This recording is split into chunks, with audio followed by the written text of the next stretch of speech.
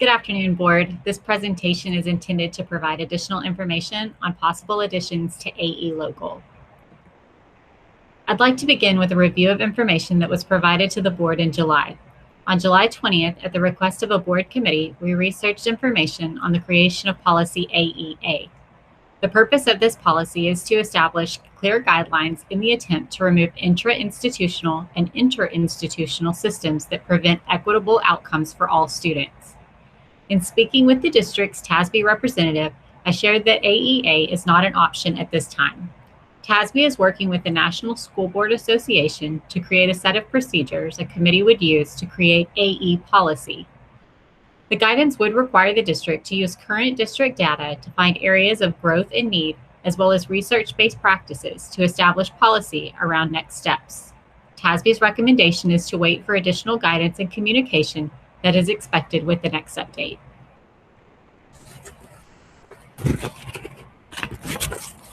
So I've included a screenshot of the current MISD AE Local policy. At the Board's request to begin looking at potential options for AE Local while waiting for additional guidance from TASB, I have the following items to share for informational purposes today.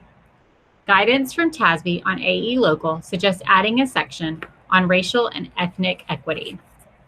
Specifically, this section would state that the district would work intentionally to identify, acknowledge, and eliminate racial and ethnic disparities among students, eliminate systems and practices that perpetuate historical inequities or create disparities in educational opportunities and achievement, and promote practices that focus on equity, diversity, and inclusion, and that are free from bias, prejudice, and unlawful discrimination. The guidance also suggests establishing the following goals and strategies. First is equitable access to all educational resources. Provide multiple pathways to meet the needs of a diverse student body and identify barriers.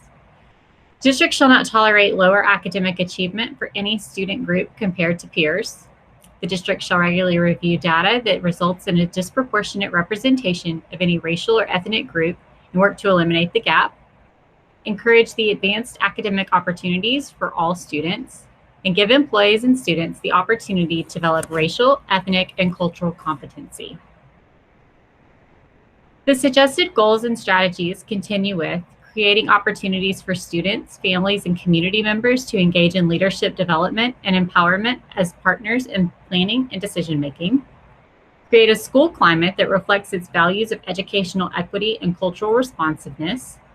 Model racial and ethnic equity in business and operational practices, and include educational partners who have demonstrated culturally specific expertise in meeting educational outcomes.